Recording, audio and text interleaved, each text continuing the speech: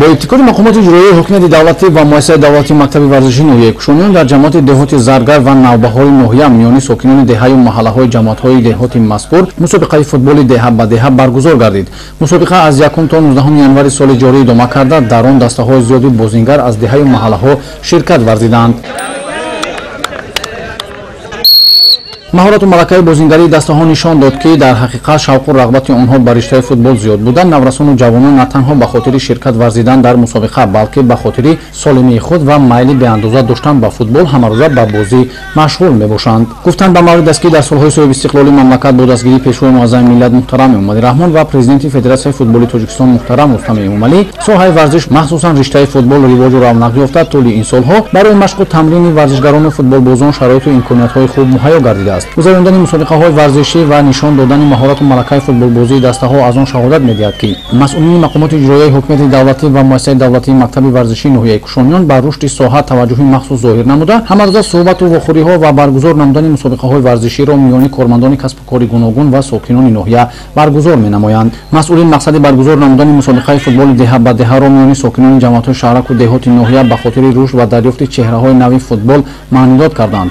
مسابقه فوتبال دهه به دهه در جماعت دهات زرگر و نوبهار میان دسته‌های بازیگر خوب و خاطرمان صورت گرفته. دسته‌ها با احساس بلند و برای به دست آوردن جام مسابقه مهارت بازیگریشان را نشان می‌دادند. مسابقه در دو مرحله 45 دقیقه ادامه کرده. روند بازی را داوران رشته فوتبال از مؤسسه دولتی مکتب ورزشی نوحیه نظارت می‌کردند. با همین ترتیب بازی میان دسته‌ها ادامه کرده. فوتبال بازان کوشش می‌کردند که با دروازه مقابل خود حداقل یک گل وارد نمایند و غالبیت مسابقه را به دست آورند. مسابقه امروزه در جماعت دهات نوبهار و زرگر نوحیه کشانیان در سطح بلند تشکیلی برگزار گردیده. در نتیجه از میان دسته‌های فوتبال در جماعت دهات زرگر دسته فوتبال دهه فیضبخش مهارت خوبی بازیگری نشان داده سزاوار جای اول و جام مسابقه گردید.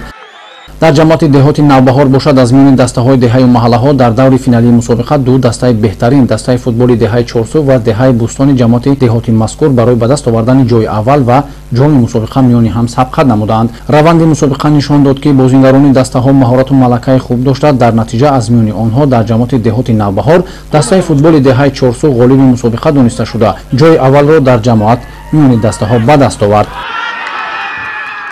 مؤسسه دولتی مکتب ورزشی نوحیه کشانیان تصمیم گرفته است که مسابقه والیبال، ششکه، شهمات، فوتبال گذراند و چقدر شما امروز میبینید در جماعت نوبهار فوتبال جنبست گردید بین دهه بوستان و چورسو.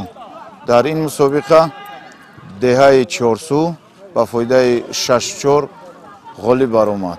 در فرجام غالبان مسابقه از جانب مسئولین مقامات اجرایی حکومت دولتی و بخش کار با جوانان و ورزش نوحیه کشانیان با مدال، جام و دیگر تحفه‌ها قدردانی کرده شدند.